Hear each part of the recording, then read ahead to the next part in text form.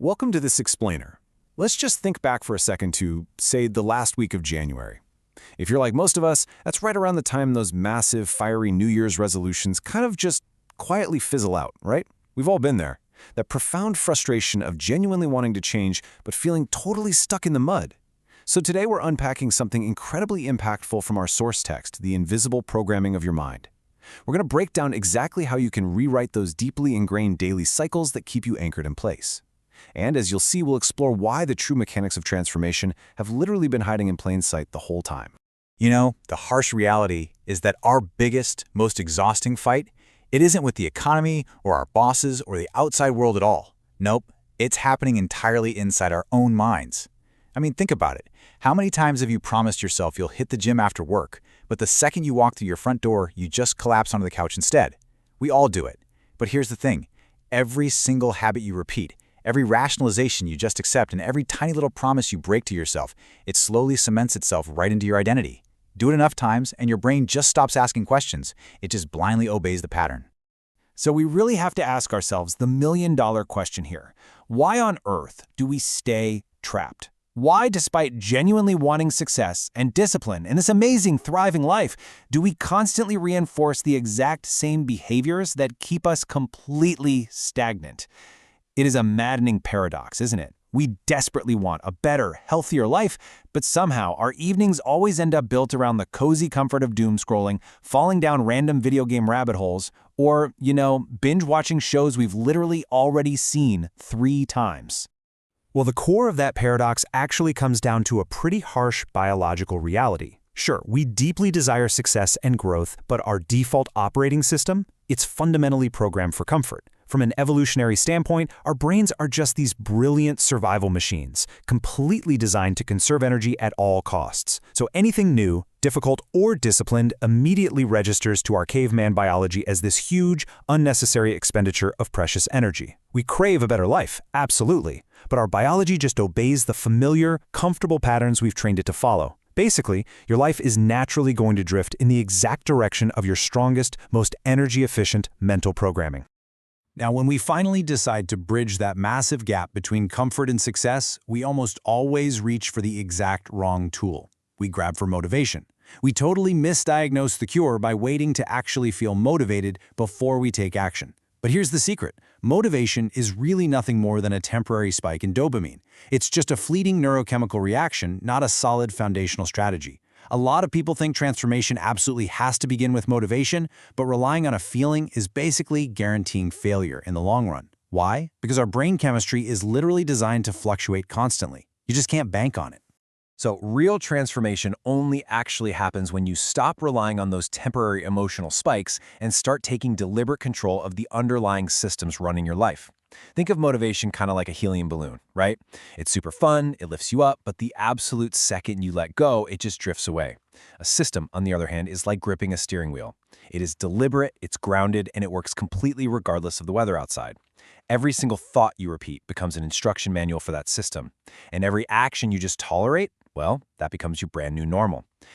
And it goes even deeper, because your mental conditioning completely dictates your reality. Imagine 2 people hitting the exact same massive brick wall on their journey. One person's internal system is conditioned to see a barrier. They let fear take the wheel, and they quit the very moment their hands get scraped. But the other person? They've trained their mind to look at that exact same wall and just see raw building materials. They literally use the bricks to build a staircase right over it. The difference in those 2 outcomes has absolutely nothing to do with innate talent. It is 100% a product of their mental conditioning. Which brings us to a massive, life-altering refrain from our source text. Resistance is not a sign to stop. Resistance is evidence that the old version of you is losing control. I love that. At first, any change is going to feel deeply unnatural, mostly because your brain desperately prefers its familiar low-energy loops. Most people just throw in the towel the moment they feel that psychological friction. But think about it. Just like a muscle has to physically tear slightly in order to grow stronger, you actually have to experience mental resistance to build a new identity. That unnatural, awkward feeling of discomfort, it's not a warning sign. It's actually a massive victory. And teaching your mind a new standard like that happens entirely through these unglamorous, totally invisible daily choices. Our culture absolutely loves to celebrate massive, public victories, right? But truly powerful people are actually forged in the dark. It's the athlete waking up to a freezing cold room while the alarm screams at 5 a.m., making the hard choice to stand up when literally nobody would blame them for hitting snooze. Every single time you stay disciplined against a distraction, or you push through a painful failure, you are actively proving to your own brain that your temporary emotions do not own you. You know, waiting to feel ready is the ultimate trap. So many people lose the battle simply because they sit around waiting for perfect timing or some sudden magical wave of confidence. But your brain just doesn't work that way. Your brain actually requires historical proof to feel confident. You literally cannot wait to feel capable. You have to push the boulder up the hill first just to give your brain the hard evidence that you're strong enough to do it. Confidence is always, and I mean always, the hard-earned result of action. It is never the prerequisite.